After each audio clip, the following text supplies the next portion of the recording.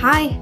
Hi. Welcome to Why Are We Like This, a Heartstopper podcast. I'm Ashley, she, her.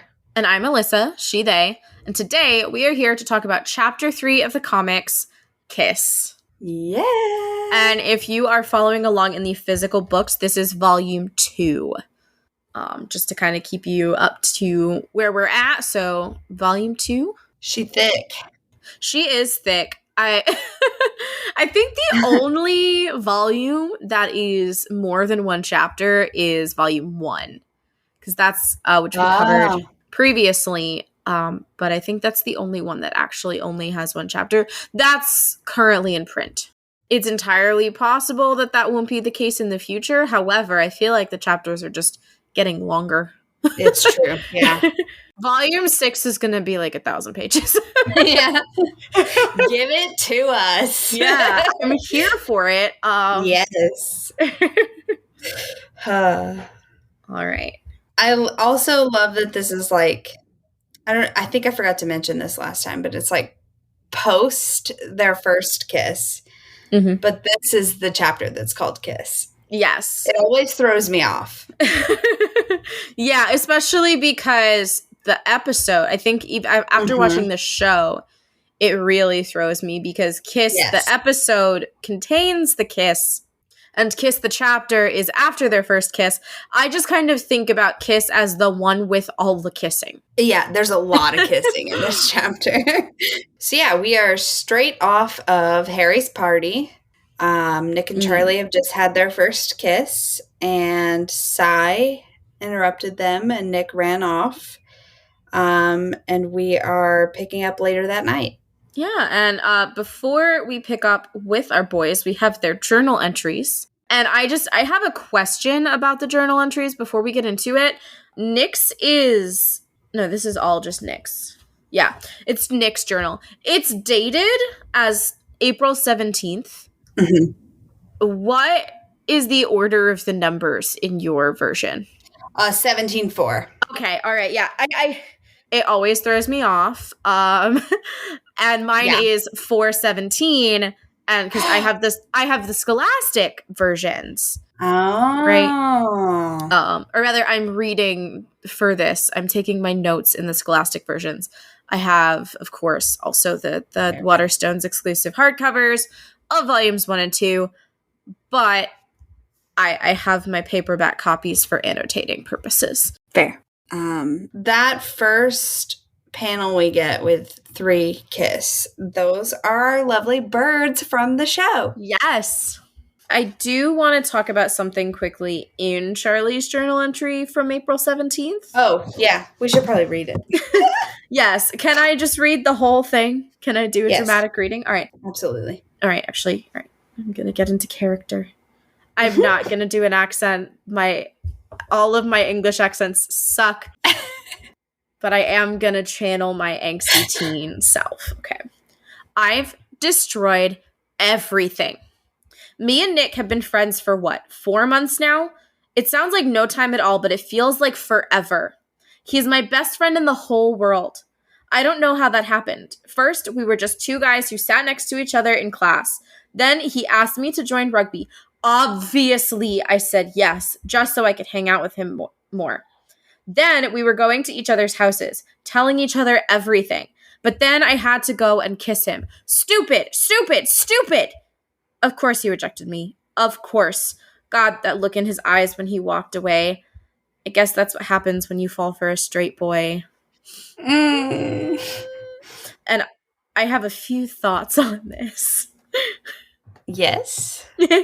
First of all, he's my best friend in the whole world. Don't let Tao find this. Tao would be so upset. Tao would be fuming. So that was my first thought. And then first we were just 2 guys who sat next to each other in class has really big just 2 gals being pals energy. Also, I have to point out, because you're in the Scholastic version and I have the Waterstones version, and it definitely says form instead of class specifically. Oh, interesting. God damn it, That's Scholastic. the only difference I spotted, but God damn it, Scholastic. Why do you have to do this? That's something, like, that's stupid. That didn't need to be changed. It's true. Like, there's some of the things where I'm like, whatever. Right. That's stupid. Yeah. You know what I didn't do that I should have done? What? I should have gone back into chapter 2 to compare this little inserted panel of Nick walking away with the panel of Nick actually walking away in chapter 2. Because... Yeah, it's the exact same panel. Okay. They just removed the text, the why are you hiding text. Yeah. I originally, I was like, I wonder, because... You know, I was wondering if Charlie's anxiety, like, he had misinterpreted made it worse. Yeah. But no, it's the same panel, which is fine, because I think that Nick's emotions in that moment are, like, totally justifiable with that look. Yeah. And I think Charlie is just reading them in a different way. Yeah. All right. Did you have any notes or thoughts on Charlie's journal entry here? No, I mean, I think it just tracks for his anxiety, and it sets up the scene we're about to walk into. So yeah, it works really well as, like, a previously on Heartstopper. Right. Like, yes. I'm imagining, like a CW show. Yeah. Previously on the Vampire Diaries, which you still haven't watched. But that is just, it's a thing. It's in my brain, and it'll never be out of my brain. It's Buffy for me. Previously on Buffy the Vampire Slayer. That's true. All right. But then we enter the chapter proper. Yes. And we have our little birds that are on the train in Boyfriend. Yes. And that fly from the tree. Yeah. We get those birds a few times. They're so cute. Which someone, I can't remember if it was on Instagram. I think it probably was. They let me know that those are 2 male birds. Ooh, interesting. I know nothing about birds. I don't either, but they were like, just so you know, like, this specific species and those colors, those are 2 male birds. And I was like, even better. Perfect. I mean, that totally tracks with Alice. That totally tracks that they would go out of their way to research that and do that. But I do love that there's someone out there who caught that. Yeah, of course. And I love that they listened to us and reached out.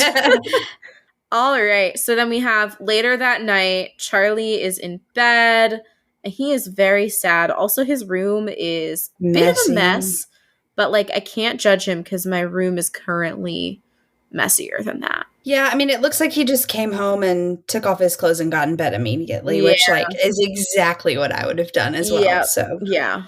And he's crying a bit. He's got his little kitty, his stuffed kitty.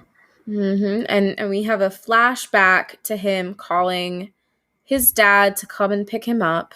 And it makes me so sad.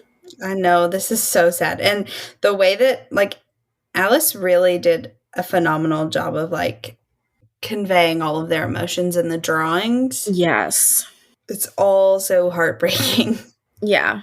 Nick is just, like, staring existentially at the ceiling in a way that, oh my God, I know, speaks to me very deeply. And we've got the leaves connecting them, like, even in this moment. And yeah, and Nick is having his flashback at the same time. And he just kind of tells his friends to fuck off. Yeah, it's like he realizes once he gets to the group, like, this is the last fucking place I want to be right now. I need to go back. And again, I say, of course he didn't wait for you. Yeah. Like, of course it's an empty room. Mm-hmm. And this panel of him visualizing Charlie's face, watching him leave, that Charlie breaks my heart every time. Mm-hmm. My brain, like, tries not to register it. Like, as a protective measure, my brain is like, you're just going to jump to the panel where Nick is sad and says, look, just skip it and move on. Because, no. Also, sorry, at the top of page 5, can we look at the way that Nick is sitting? When he sits up? Yeah, he's in like a butterfly, like cobbler's pose kind of position. And just as a bisexual person and also a yoga practitioner, I sit like that all the fucking time. I do too. It's one of my go-tos. It's one of my favorite ways to sit. Also, it's such a good stretch. It's my favorite stretch. I know. And for me, it's kind of one of my like showing off my flexibility kind of seating positions as I rearrange my entire sitting position because we're talking about sitting. But yeah, so that just caught my eye. Like he sits up and he's like in cobbler's pose, which is what it's called in yoga. But nice. He's like sitting in that like little butterfly seat. He pulls out his phone and starts to type out a message. Classic Nick and Charlie typing out stuff and erasing it. Mm-hmm. This particular draft says, Charlie, I'm so sorry. I don't know what's wrong with me. I'm just so confused right now, but... And then... But that's after the first one. That's the second one. Oh, okay. My brain just didn't process that those were two different messages because they start the same. Okay, the first one says, hey, Charlie, I'm so sorry for running off and leaving you. It wasn't your fault. I was just... So he deletes that and rewrites the other one. And then, in a very relatable move, chucks his phone across the room. Yes.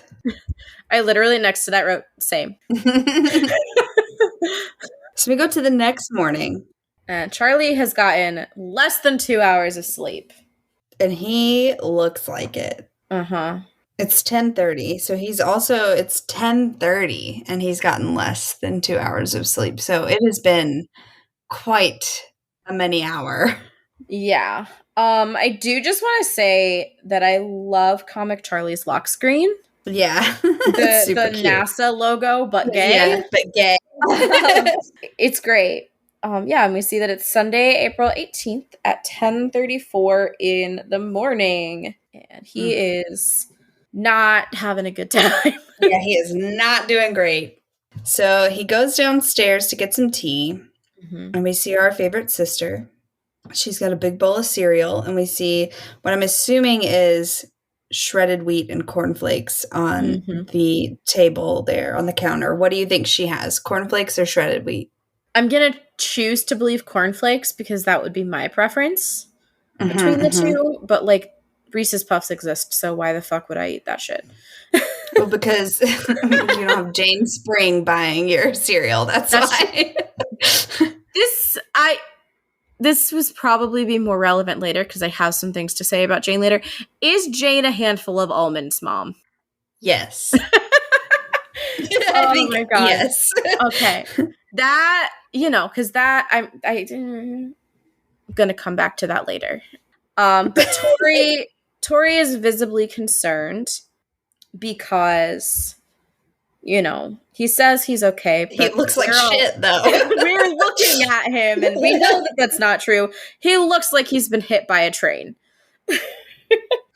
And he's being avoidant as ever, and is just like, yeah, and goes back to his room. Wrapped in blankets, which is so relatable. The way to go, yeah.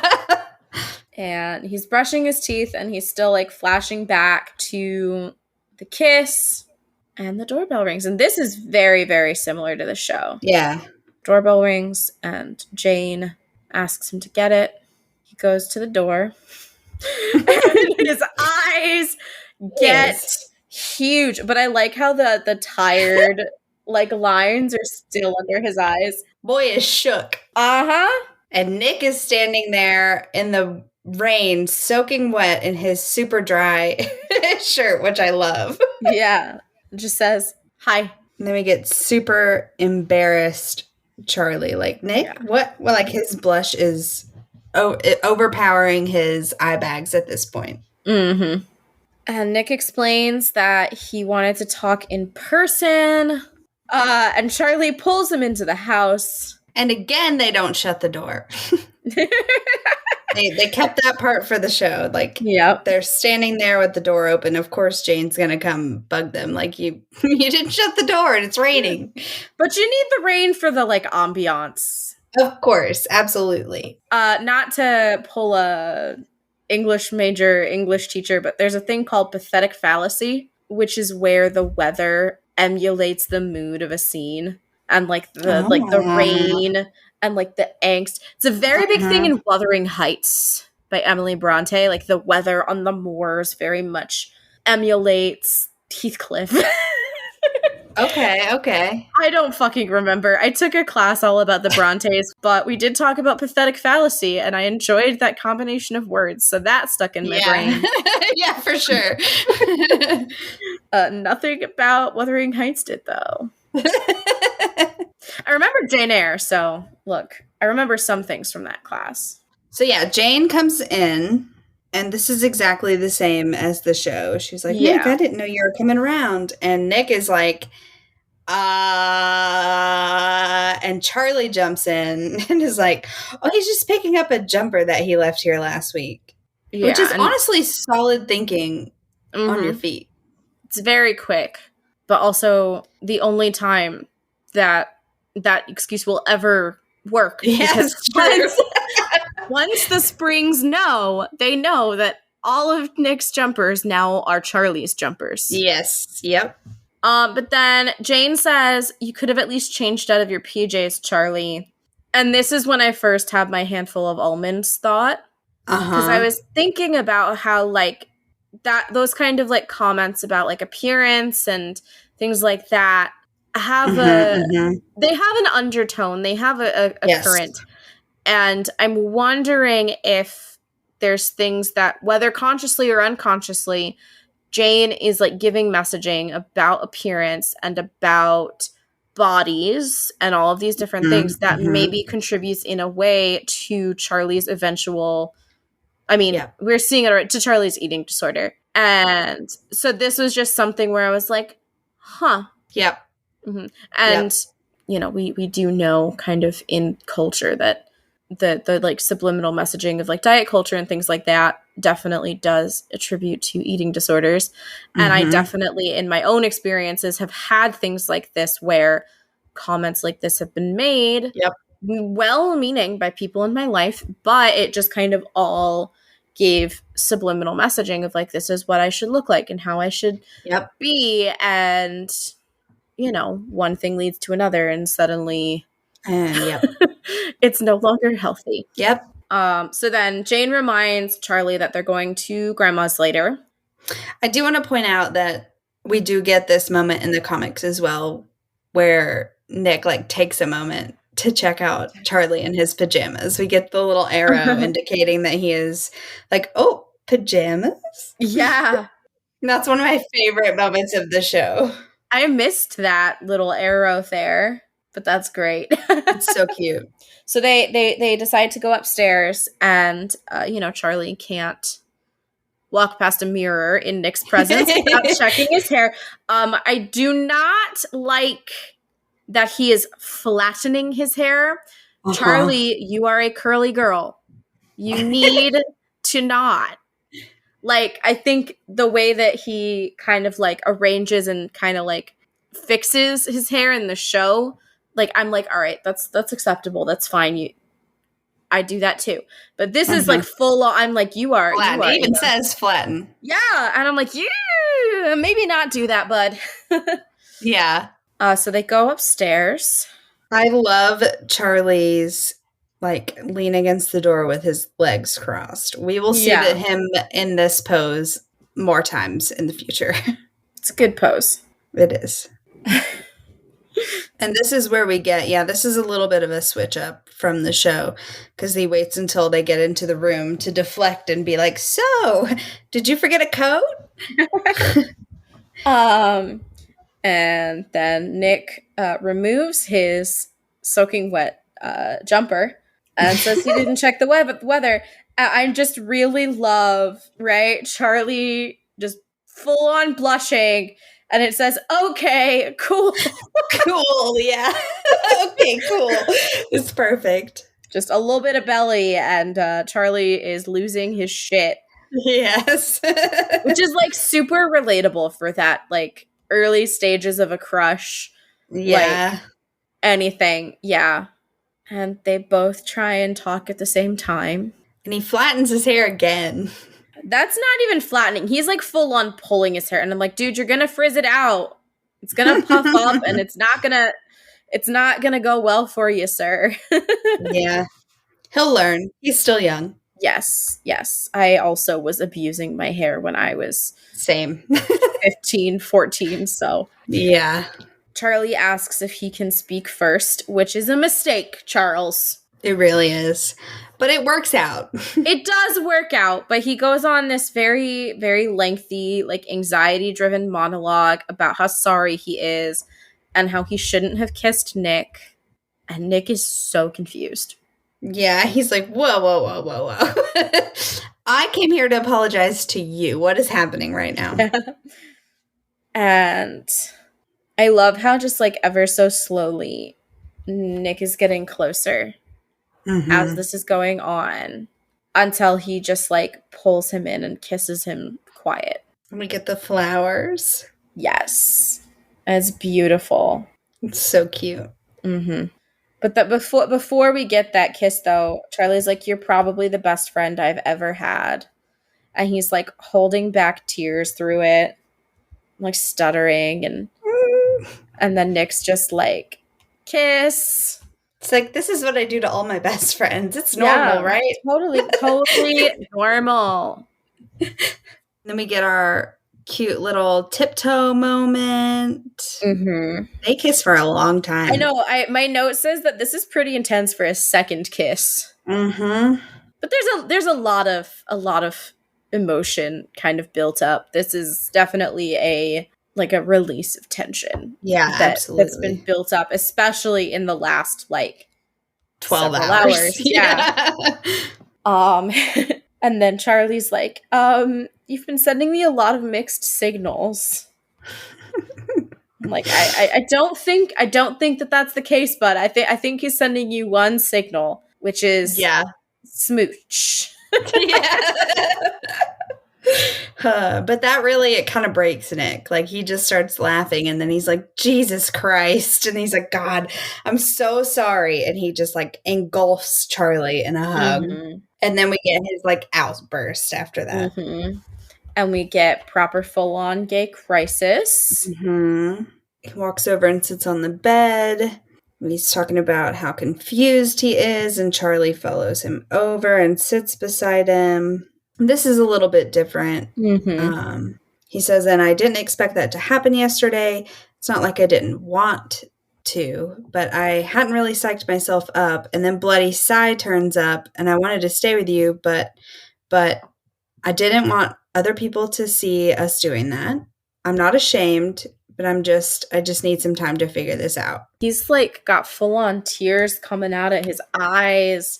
Yeah, he's sobbing. Oh my God. Charlie's just I don't even know what the word is. He's heartbroken. Yeah. He's upset that Nick is this upset about it because he knows exactly what Nick is going through right now. Yes. But then he just pulls Nick into a hug. And he starts crying. Yes, he does start crying. And then I start crying. I know. And Ashley starts crying. And then everyone's crying. And then Nick realizes that Charlie's crying. And they're laughing about it. And Nick says that he's messed up both times they've kissed. And why can't they just kiss and be happy? Charlie disagrees and says that he's really happy. No. And Nick says, so am I. Yeah. And then he nuzzles him. So cute. And then they get some tea. Charlie has on a Mickey Mouse hoodie. Who does? Charlie has on a Mickey Mouse hoodie. Not in my version. Oh, this is on Tapa's. Yeah. Interesting. I thought it was weird. I thought I flagged it as a weird thing. So they're making their tea, and Tori walks by and just knowingly sips her diet lemonade. Sip. They're bumping each other and giggling, being completely obvious. Yeah. And then they go to the conservatory because Charlie's house has a fucking conservatory. But this is kind of like for the show, they like kind of blend this in with the park later. Yes. And I have to imagine is only because there's no Ollie. Correct. But I actually think that Ollie improves this whole situation. But yeah, so they have the whole conversation of how Charlie knew that he was gay, because even when he, was young, all of his crushes, fictional and real, were always boys, but that wasn't the case for Nick. Okay, wait, question. I've closed my book, but is it still Aladdin on the screen? No, it's just a random dude. It's 100% Aladdin on the webtoon. Oh wow. Are the action figures anyone specific? Like, can you make You can't out? really see. Okay. Mm-mm. Yeah. Yeah, no, it's just dude. Interesting. Yeah, no, it's like very clearly Aladdin, which I think is so cute. That's adorable, yeah. And sticks with the Disney theme that seemed to have gotten erased from the printed versions, which fair. You really don't want the mouse no, you don't. Angry with you. So I don't blame anybody. Mm-mm. But so, like, through this conversation, Nick asks if Charlie's parents know. Charlie says, yeah, and my brother and sister, they're all really chill about it. And I have a note / question / disliking of Jane Spring observation. Ooh, okay. So my note says, Jane is so intense about everything else, especially in future chapters, right? I wonder how the coming out went, and was she always actually really chill about it? Because it seems like something that she would maybe not be chill about at first, and had to have, like, Julio talk her down. Yeah. I feel like in that moment of him coming out, though, Julio would have at least physically, like, squeezed her hand or, like, signaled to her in some way to shut the fuck up. Yes. Yeah. I think Julio would have intervened in some way as to not let it escalate to a point. Yeah. But I can't imagine. I can't imagine Jane Spring being, quote, really chill about anything. Zero. Those words do not belong in the same sentence as the name Jane Spring. Unless the words "is not" appears in between them.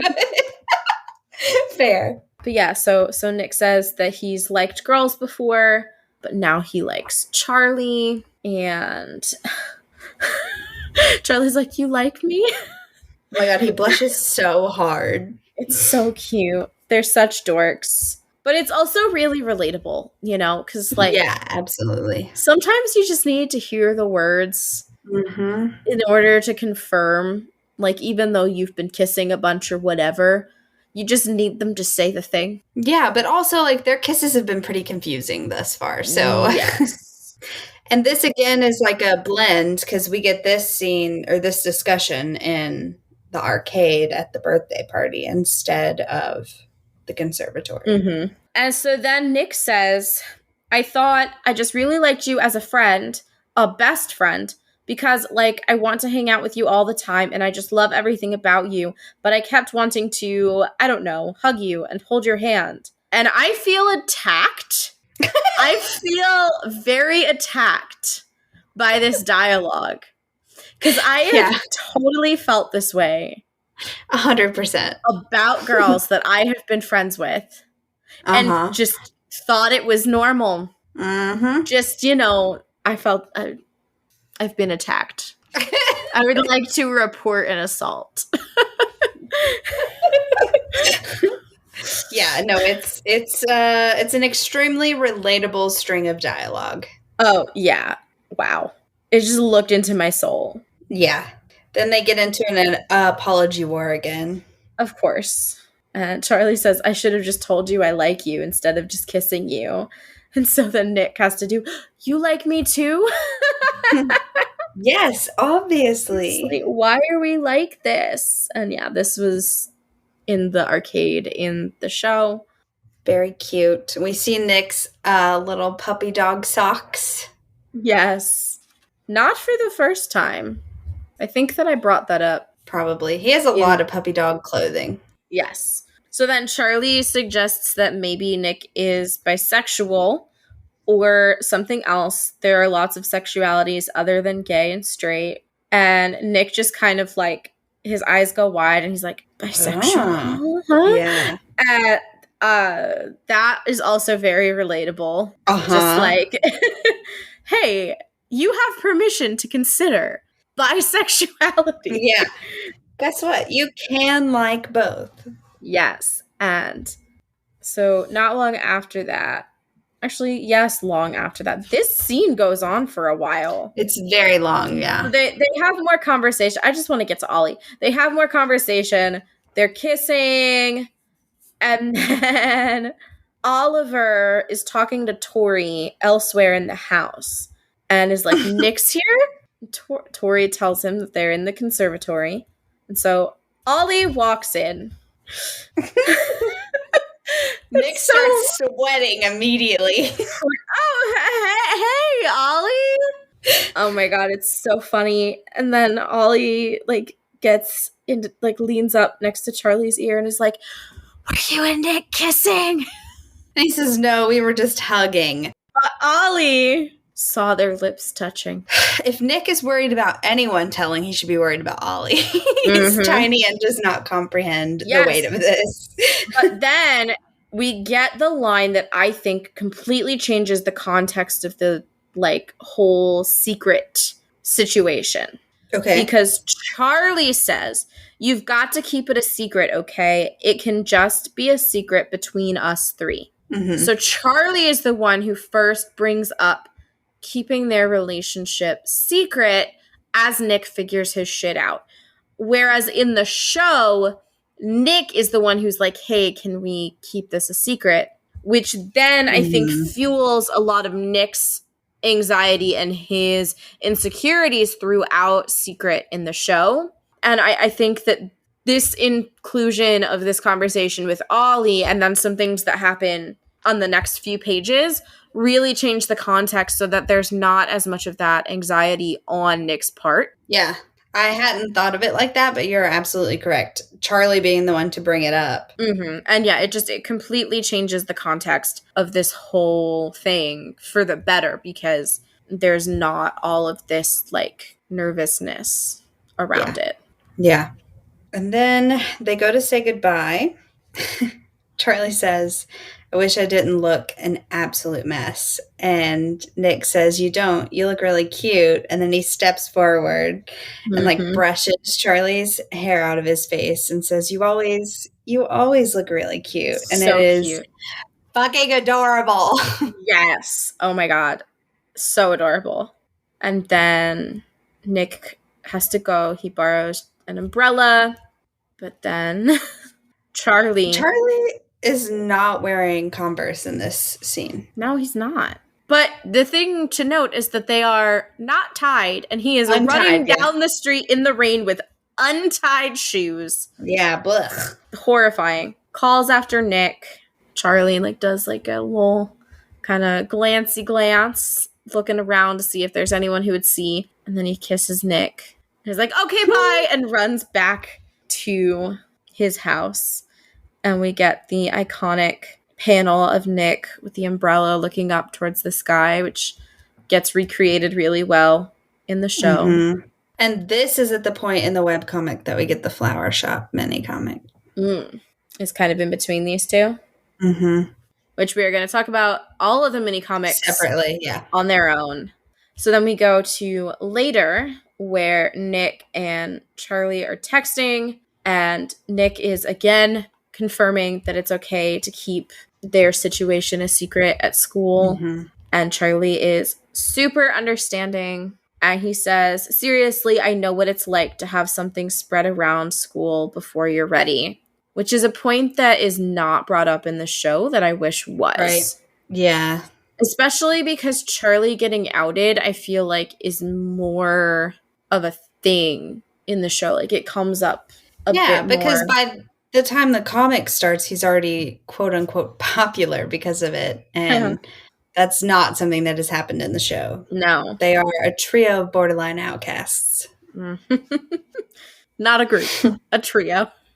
Yes. Fucking Tao. Oh my god. Someday I'll have good things to say about Tao. Possibly today. I don't know. It might. I don't fucking know. Today's, I doubt it. Yeah. But so then they joke back and forth about Charlie's really only in this relationship so he can get closer to Nellie. Yes, and we get this adorable exchange. Oh my god. It's so cute. I wrote at the bottom, and my teeth have all rotted out of my face. Yes, this little selfie of Nellie and Nick is so cute. Charlie's like, I just died. You can't just send me that without warning. Which is just so cute to me. And it tickles Nick. It does. And then Charlie says, yeah, you know I'm only getting with you so I can see Nellie, right? And Nick just goes, I knew it! And Tori is like, excuse me, who are you texting? She knows. She totally knows. Charlie's like, no one. And then we get Nick researching bisexuality, watching a YouTube video. Yep. And then we go to Forum the next morning. And another instance of these two being not obvious at all. Not at all. I love this panel of Nick squeezing Charlie's face and the difference in like Sai's little question mark and Tal's question mark. Like, yeah. Two very different question mark happenings. But then we get my favorite, which is Wednesday at rugby practice. I love this. Where Charlie gets knocked out. Yep. And Nick freaks the fuck out. Loses it. He like runs over. Sai is giving him some serious side eye. I love, so Sai is like, seriously, dude. Otis has no idea what's happening at all. And then this guy on the right, is that supposed to be Christian? I think the guy behind Sai might supposed to be Christian, but there's so little detail that it's kind of hard for me to tell. The one on the right is like smirking, like, like that one knows what's up. Yeah. And something is wrong with Charlie's leg. And so Nick helps him like back into the building to get him an ice pack. Sai loses some points here. Sai just goes, that's a bit good. And he can't get the A out before Miss saying, okay, back to the game, lads. Yeah, and she scares the shit out of Christian. Look at that face.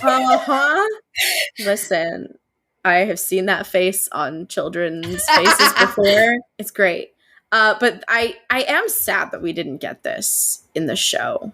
Like, I'm going to say it for a lot of Sai and Christian and Otis stuff. I know. I'm hoping that they make up for it and give us more of them in future seasons, and we'll get some of these conversations kind of like sprinkled in, I hope. But yeah, like hopefully at the very least we'll get the like really great friends, because that's in out. That's important. Out. Yeah. So yeah. And then they're flirting in the changing room about ice. And then Charlie is like, I don't mind if you want to be a bit more distant at school. At least they're like aware that they're not being subtle. I feel like in the show they're not aware of how obvious that they're being. And there is a conversation that happens that does not happen in the show that I think is really important because they're aware of how obvious they're being, where Nick says, I promise I'm not doing anything I don't want to do. And like, we get that confirmation that he is comfortable with the level of affection that they are displaying. Yep. And it's not that Charlie is like worried about them getting found out. He's just trying to figure out Nick's boundary. And like, they haven't crossed it, but Charlie's worried about it. And that's good. And that's important to have this conversation I wish that we had gotten this in the med room in secret. Yeah. Mm-hmm. But I think that Nick's insecurities about like getting caught are much more played up. Yes. Or not getting caught, like getting found out. It's like he's also just like a lot less tactile and a lot less like he's kind of almost oblivious to the way that he comes off to others in the comic. You know, like it's not like he doesn't it's not like he sees it and is okay with it. He's just kind of oblivious as to how he's coming off. Whereas in the show, he's much more aware of like how they are interacting. Mm-hmm. And then we also get some more awareness of how obvious they're being. Because then Nick says, we're not really acting any different to before we kissed, apart from doing stuff like this. And then they kiss. They do. And it's just true. Like, they're really not acting any different. It's just like... Yeah. Yeah. Everyone knows what's going on here. And then we go to Thursday. Mm-hmm. And they're in the park. And Nick is saying that he looked up what bisexual means. And he think it might be him. Yeah. And Charlie reaches over and grabs his hand in a show of, like, support. He says he's not sure, and Charlie's like, you don't even have to think about it. And Nick's like, it's all I fucking think about.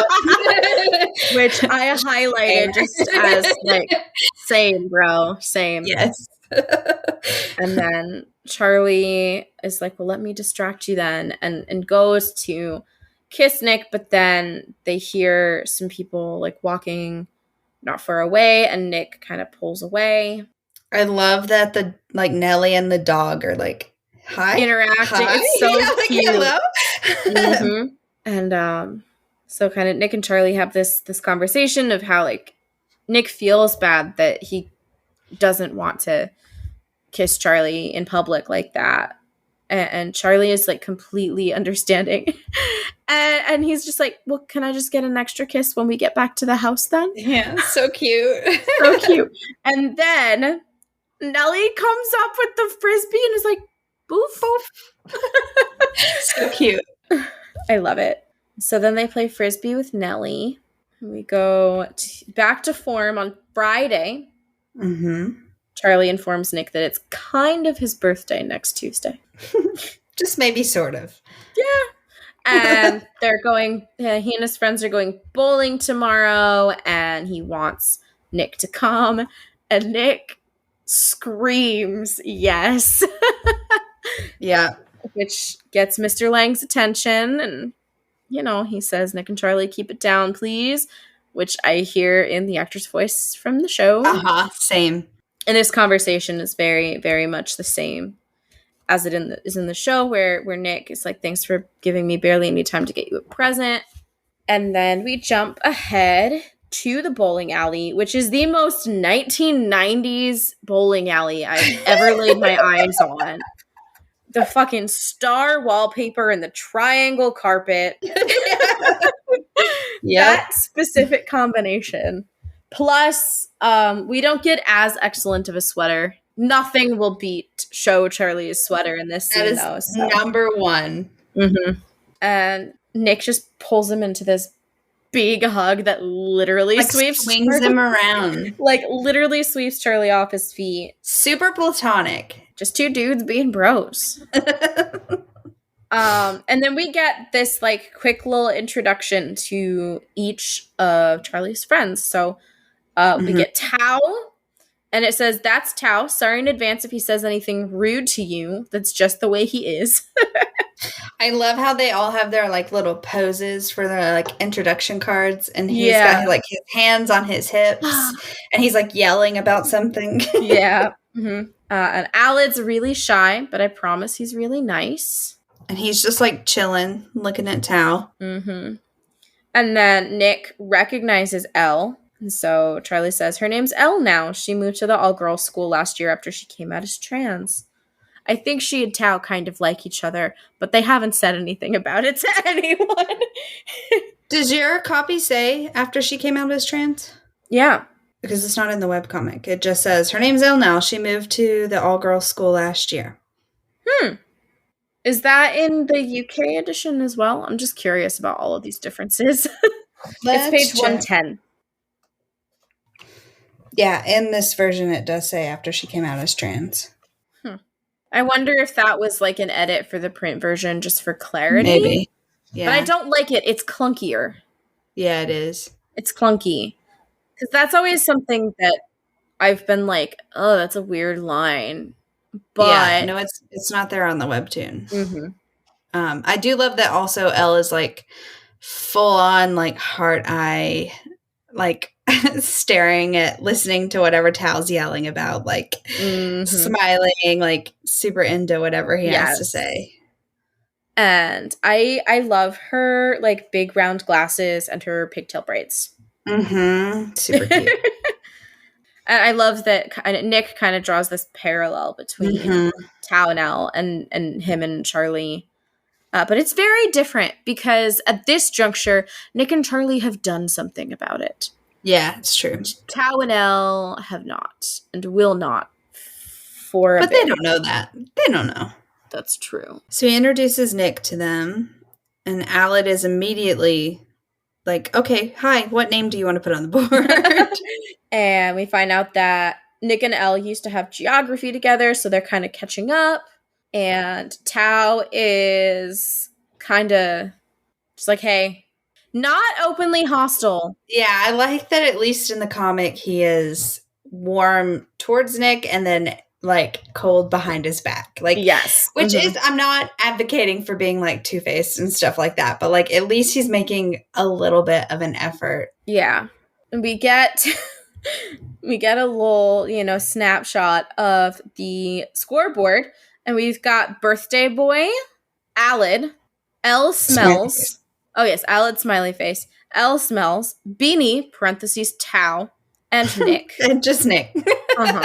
And we can see that Elle bowled a strike, Nick bowled an 8 and a spare, Charlie bowled a 6 and a 2, Aled bowled a 3 and a 2, and Tao bowled a 3 and a 0 in the first frame. I love the panel of Elle and Tao in the bowling little montage where she's like in the background, like pointing up, like woohoo, and Tao's like, no.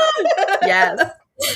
And Nick wins the first game, and Elle is sad because she was so close. And I love Aled just in the like back. Just like he's just supportive. He's like, I don't care who wins. Yeah, just quietly cheering. And we get Charlie accusing Nick of cheating because of his strong rugby arms. And we see Tao watching this and being grumpy. And I'm just like, dude, how do you see this and think that Nick is messing with Charlie? Like, I don't get it. It does not compute. In my brain, how you could it makes sense at the beginning, but at this point in the story, how are you still like standing behind that argument? This is way too long of a game to be a like high school prank, right? But and like beyond that, just looking at them, like you can tell that it's genuine. And also, like Nick himself has done nothing to prove this theory correct or give him any hint to think it might be correct. He's done nothing but be nice and welcoming to everyone. There's been no negative feedback on Nick. Like, why are you still holding on to this? Exactly. Aled is setting up game 2, and Charlie's running to the bathroom, and Tao tells Aled that he's going to go talk to Charlie. And I love this because Aled's like, about what? And Tao's like, you know. And Aled does not know. He's like, no, what the fuck are you talking about? And I think that this is because the comic is so focused on Nick and Charlie, and we don't get as much of Tao. But his frustration seems like it comes a lot more out of nowhere. Just because we don't get as much of it. It's just these like little scenes here and there. Yeah. And then we get the scene in the bathroom with Charlie and Tao where Tao is saying, you need to stop this thing with Nick Nelson.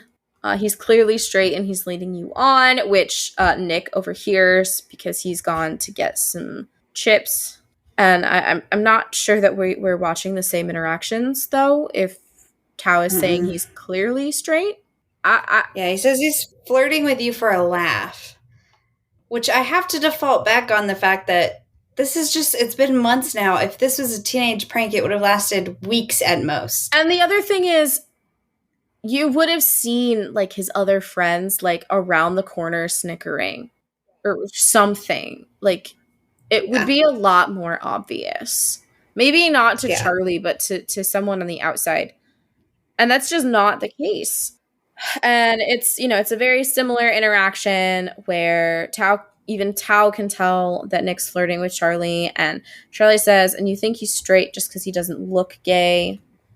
And Charlie can't really argue when Tao says, well, isn't he straight? Because they're keeping it a secret. And then we get the same thing where he's like, he's not like that. He's my friend. And I just start crying. I know. And then they start arguing again. He's like, but you clearly like him. And I like that Charlie at least, like, stands up for himself. Yeah. He's like, so what? And he's like, so you're never going to get over him until you cut him out of your life.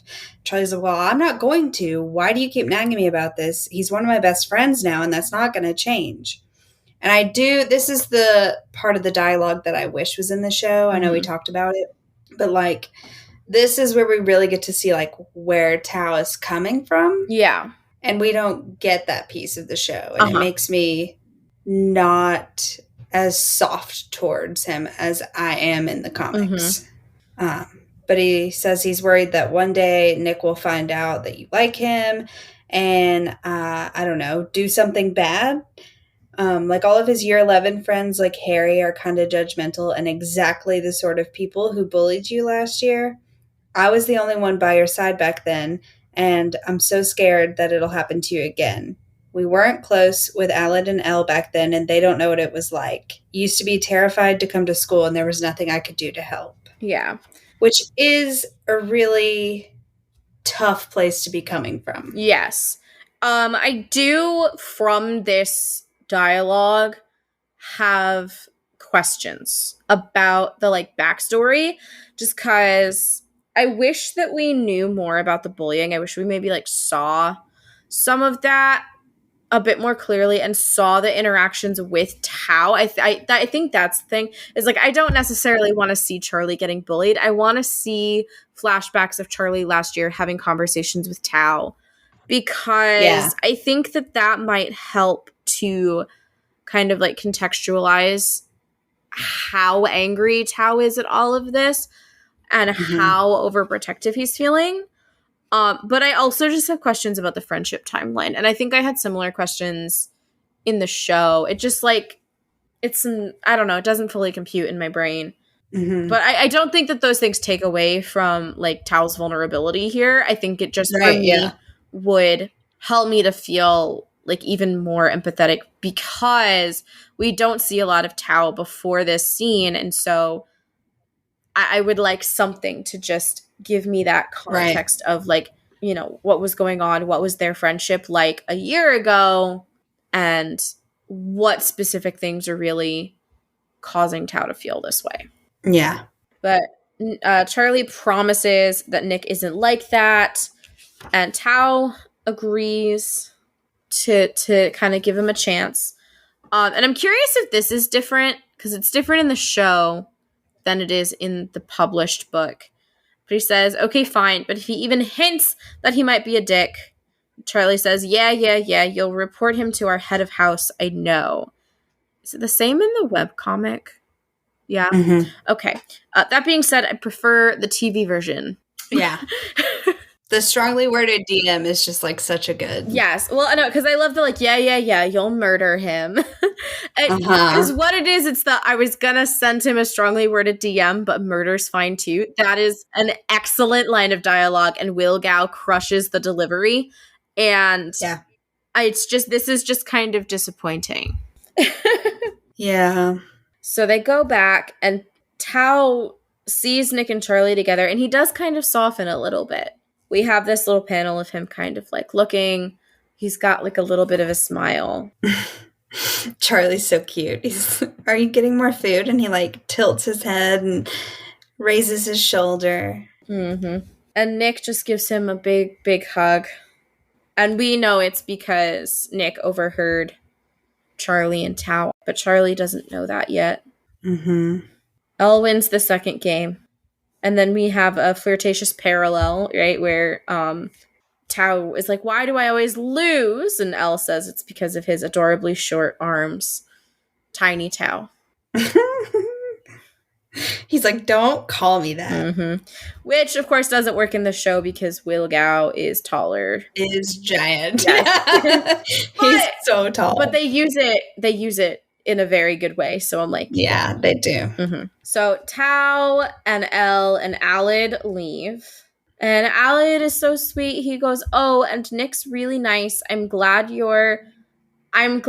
two are. I'm glad he's here. He's like, I know something's going on, but I don't know if it's okay if I name it. Yeah. Charlie's very confused. He's like, yeah, bye? But Julio won't be there for another 10 minutes. So they go sit and they have a little chat.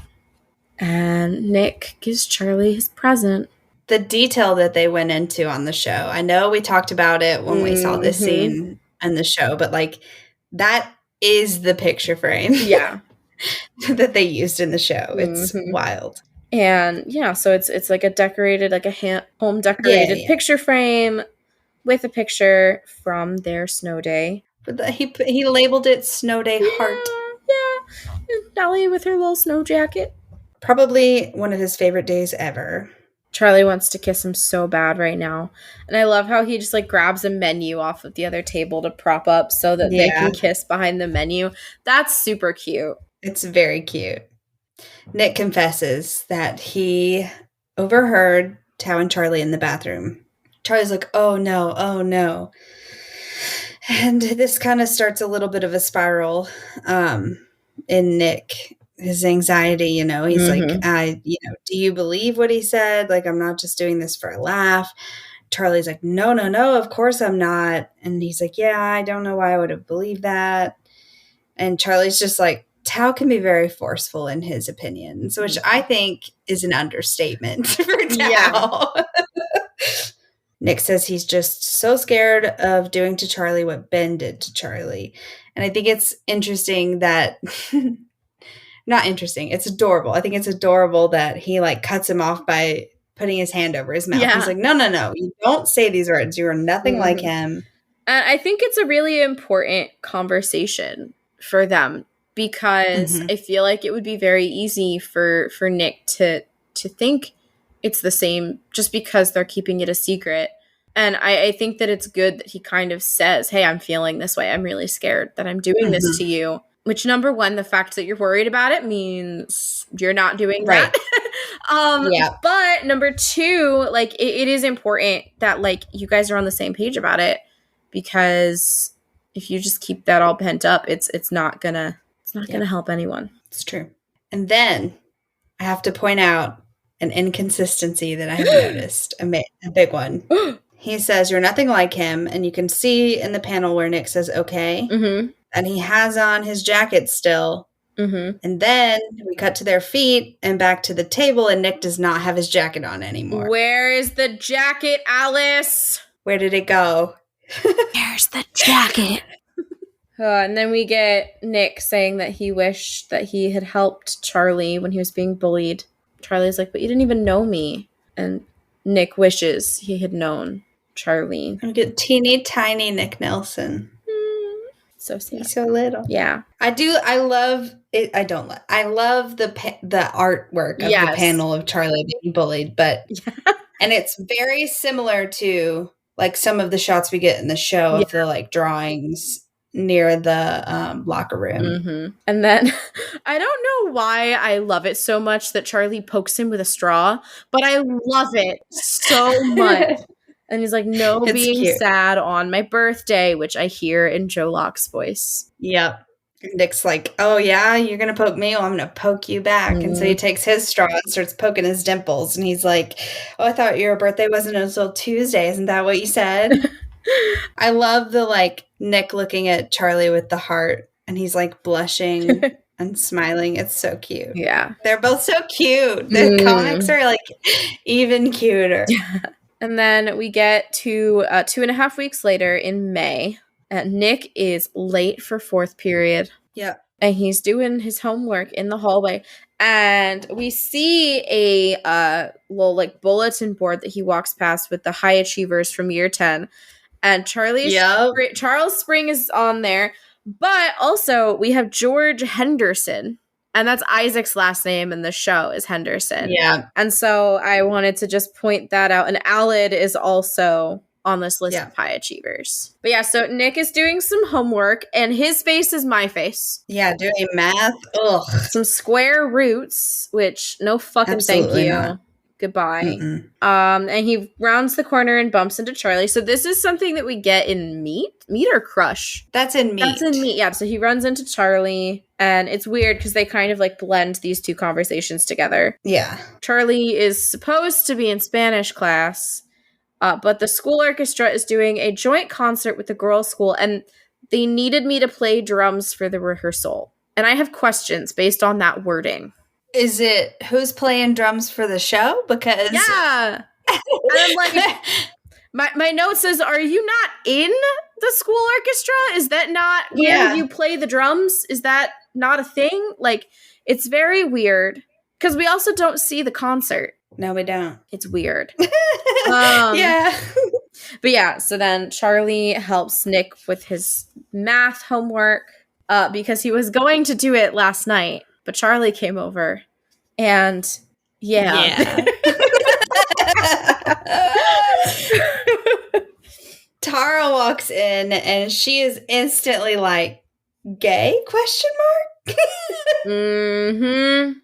Charlie has to go off to rehearsal, and Tara comes over and says hi, and they're chatting, and this is where my note says Tara Jones gaydar activated.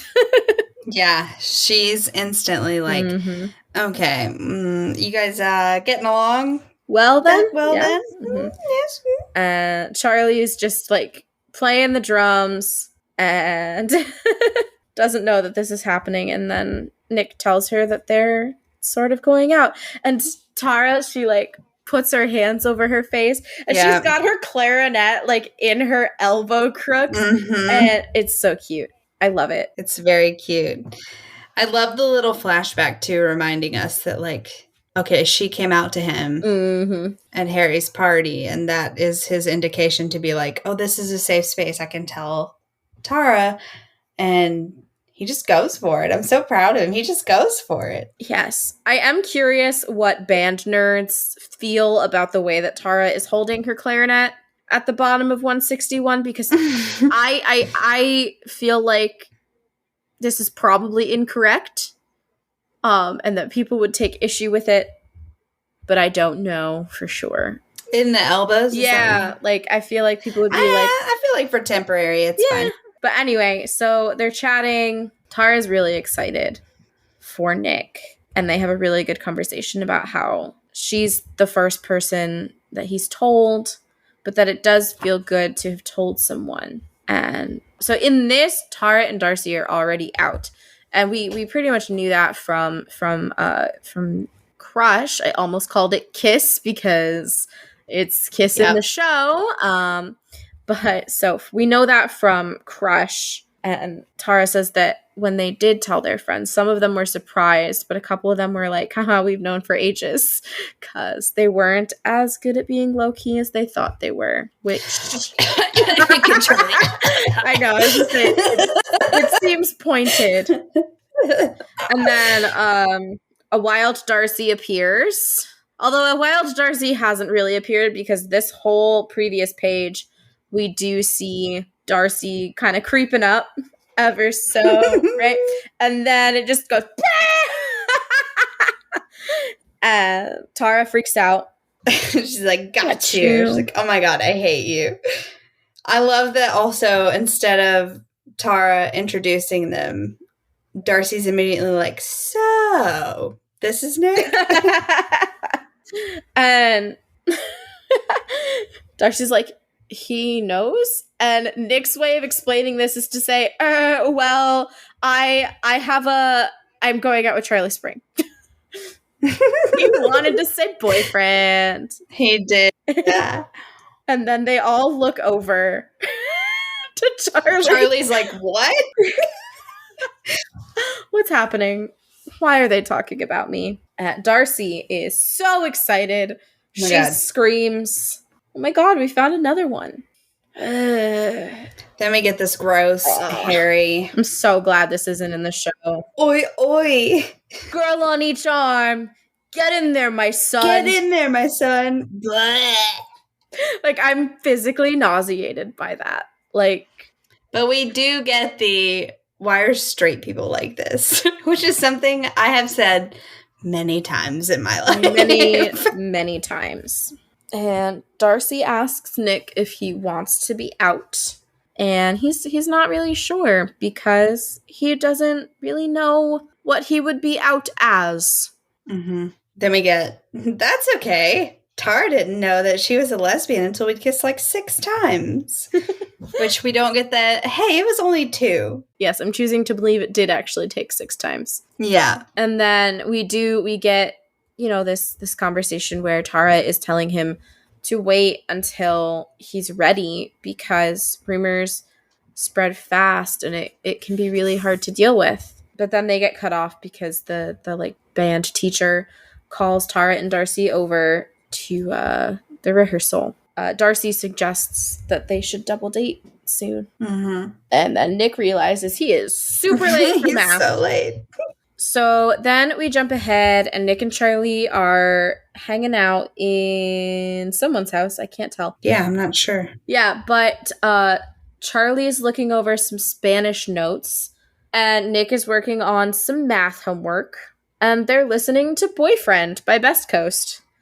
And I've decided that I need to go through the comics and make like a comic version of the Heartstopper mixtape because there's a lot of different songs. Yeah, and this was on Charlie's mixtape for Nick. Mm-hmm. And it's in the Heartstopper yearbook. It's Charlie's like favorite song. Yeah, yes it is. So probably should check it out. I should listen to it. Mm-hmm. Studying stops and flirting starts. This is one of my favorite scenes, and I'm so upset that they switched it around for the show. Yeah. Charlie catches Nick staring. Mm-hmm. Charlie is like, you're staring, and Nick is just like, you're cute. And then Nick says that he came out to Tara. And Charlie's like, yeah. No, but before that, he's like, did you know she's a lesbian? And Charlie's like, what? And then he's like, I was jealous of her for ages because I thought the two of you might get together. And I'm like, oh my God. So cute. So then he tells Charlie that he came out to her and Charlie like tackles him. This is adorable. Kissing happens. Nick is like, I take it that means that you don't mind that I told her. And Charlie's like, you told someone, you came out to someone. And this is the moment where it like really hits Charlie, I think, that like this is truly a different situation. You really don't have to worry about him. Like, he is coming out to people. He's making an effort. He cares. Like, this is not Ben 2.0. Yeah.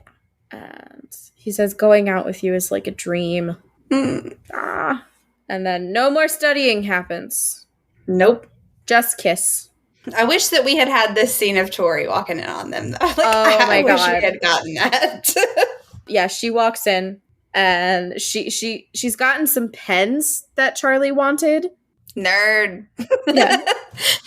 She just looks at the situation and just goes, well done, and leaves. Yeah. Which I love the conversation that we get between the two of them in the show where she's like, well done, your crush is super embarrassing. But this is so funny. But then we also get this discussion. Yes. About how Nick's like, oh, I'm sorry, I guess people finding out about us is still hard for me. And Charlie says, like, it's okay. I don't expect you to be okay coming out to everyone all at once, which is also very important. It is a process. Just because you're able to come out to one person doesn't mean that you are ready to be like walking around the street screaming about it. Yeah. So then we get this little conversation as Nick is leaving, where Nick is making sure that, or no, Charlie is making sure that Nick still wants him to come next Saturday to hang out with Nick's friends. And I want to point this out because it's going to change very soon, right? So Charlie is like, I feel like your friends don't like me. And Nick says, that's just Harry, who is a dickhead and isn't even going to be there. After the movies, he flips and is like saying that all of his friends are terrible. And I get why. But I did kind of just like want to point this out as like he didn't always feel that way. And there is a turning point. Yeah. And so Nick leaves and Tori appears once again in the doorway because of her older sister magic. And I love everything that's going on at the top of page 193, where she's got, I love these pants with the polo shirt as she's leaning on the doorway or the railing or whatever with her diet lemonade. The way her hair is, I love it. I love it. It's great. And she just goes, so you're going out with him? It's so cute. I love it. It's very good. And they have a really sweet, sibling-y conversation, which ends with her saying, I'm happy for you. You've liked him for ages. And then she does. She checks in and is like, are you sure you want to hang out with his friends? And she doesn't say they suck, but she kind of says they suck. Yeah, she implies that they suck. But I do love, like, Charlie's like, I'll be fine. And she doesn't push it. She just lets it go. And she's like, okay, right. Continues to sip her diet lemonade, as she should. She has done her duty by warning him. Yes. Julio, on the other hand, looks like he's gonna fucking cry. Yeah. Well, I mean, and I think it even makes more sense because Charlie called him up really upset from the party. So he has reason to be really 100%. Concerned. Like, I'm surprised that he let him go. You know? It's true. Yes. Charlie's like, Nick's going to be there. I'll be fine. Which I think we talked about when we talked about this, where I'm like, But, and Nick's gotten a haircut. Yeah. It's almost flipped. Yeah. It's like, oh, is it bad? Yep, it's terrible. And they're having like a cute little conversation, and Charlie's nervous. He's intimidated by Nick's friends. He's worried that they'll all think that I'm just this gay nerd. To which Nick responds, well, you are kind of a gay nerd. Shut up, rugby lad. I love that they kept all of that word for word for the show. He says, don't worry, I'll look after you. And it's not like Harry's gonna... And then there's Harry. Here. I hate it. I hate how cute Harry is to me. He's so fucking cute in the comic. I hate it. He kind of reminds me of Dennis the Menace. I'm not gonna lie. Yes! Same! That's spot on. I'm wondering if that was intentional. Maybe. But no Ben, thankfully. The comic does this mercy. And then when they wrote the show, they were like, what if? Awful. And Harry's like, he did bring him. And again, Harry. Yeah. What the fuck? You were not supposed to be here. So again, my question is, why are you here? Yeah, why are you here? Why were you not supposed to be here? And why are you now here? Yeah. But Charlie, he kind of like puts on a brave face and he's just like, I'm not going to let someone like him intimidate me. And Nick is smitten. Yes. So Nick goes ahead and introduces Charlie to everybody who already know him because it's the rugby team. Right. And we get this panel where Harry has this like smug grin and his eyebrows are the fucking McDonald's arches. That is... It's true. His eyebrows are like up here and super round. I don't know what's going on. Yes. But Sai, Christian, and Otis briefly share, like, they're all kind of concerned. Yeah, they look shook. And the other guys just kind of look like, like, indifferent. Yeah. And then Sai and Christian both, like, jump in and, like, are being super friendly. trying to make Charlie feel welcome, which we celebrate. Mm-hmm. But you can see Nick look over at Harry, who's like giggling, and Nick is pissed. Yeah. You were not invited, Harold. Yeah. I've just decided his full name is Harold. Yes. So then Nick finally, now that they've purchased the tickets and are about to go into the theater, realized that he should check and see if Charlie's good with horror movies. A little bit late, bud. A little bit late, but fortunately, Charlie loves horror, which, presumably Tao has made him watch a bunch of horror films. I'm trying to think of what horror films Tao would be into that he would make everybody watch. Probably, artsy ones. Yeah. Probably all of the Jordan Peele stuff. For sure. Like Get Out and Us and Nope, which... Yeah. Or... the A24 stuff, like Midsummer. Yeah. I was thinking Hereditary. A24. That kind of stuff, yeah. Like super meta stuff, too. Yes. Uh-huh. Maybe John Carpenter's The Thing. I feel like he would have a deep appreciation for John Carpenter's The Thing, which is, really psychological. Yeah, I feel like he would hate, goofy horror. Like his worst nightmare would be, bodies, bodies, bodies. Oh, my God, I hated that movie. I hated that movie. I know. I'm trying to think of what I like. I'm there's definitely a Venn diagram between me and Tao and film. And it is. Yeah. It's not quite a circle because I don't like the super artsy for art's sake kind of stuff. Yeah. But I like Wes Anderson. That's kind of the artsiest that I get. But so he's seen some weird shit. He's seen some pretty fucked shit. So he's ready. He's ready for this movie. Yeah. Nick, on the other hand, is a little scaredy baby. Which tracks. And says, well, I get really scared, so sorry if I scream really loud in your ear. It's like the reverse of taking your crush to a horror movie so that you can comfort them. Take your crush to a horror movie so they'll comfort you. Yeah. Exactly. Oh, I just thought of another one that Tao might like. Uh-huh. He might like Cabin in the Woods. He might not because it's Joss Whedon and he famously hates the Avengers. But I feel like that's meta enough that he might like that. I also feel like that if he is a Cabin in the Woods fan, then that would play into his hatred of the Avengers because it's how did the creator of this make that? Yeah. Speaking of Joss Whedon, does Tao like Buffy? Does Tao like Buffy the Vampire Slayer? Be the poll for this episode. It's a classic. He has to like. How could he not? Oh my God. The camp might turn him off a bit, but I feel he can appreciate the overall masterpiece that it is.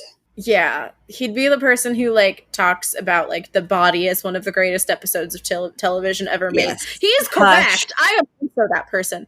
Hush. Yeah, he would love Hush. Hush would be his favorite episode. That would be the episode he uses to get everyone into Buffy. Okay, all right. Yes. The headcanon is secured. I'm sorry. My brain is all over the place today.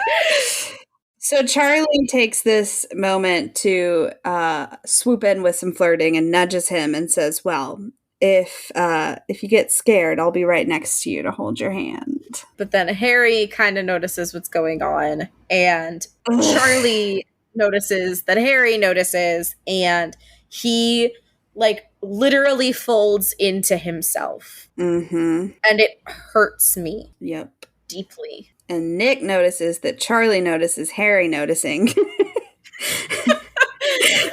And he drags Charlie over to the popcorn. Yeah. Mm-hmm. But Charlie is not very hungry, which I think might be one of the earliest signs of Charlie's eating disorder. Yeah. In the comics. Mm-hmm.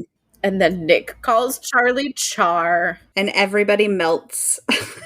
God, everybody. It's so cute. It's great.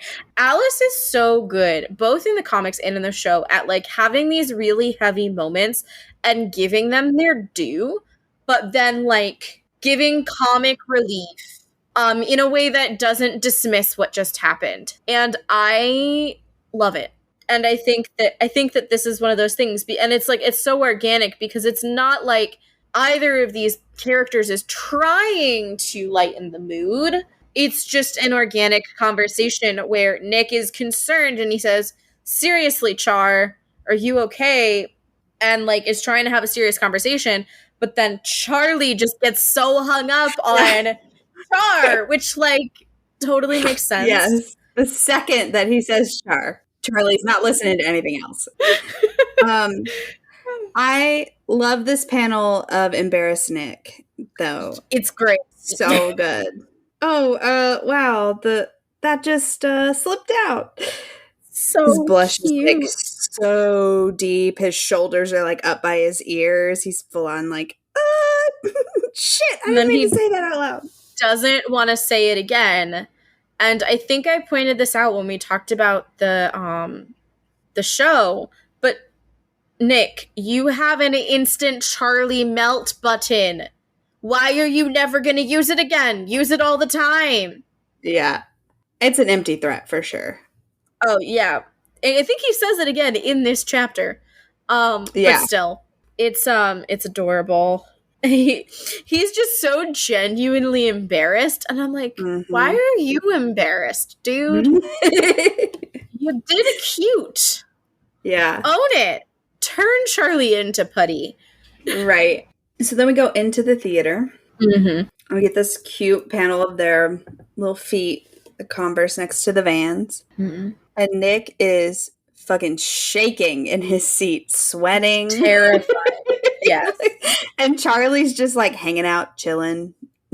I love the way that Alice illustrates the jump scare with the music notes getting like suddenly very loud. And, then Charlie jumps at that and grabs Nick's hand.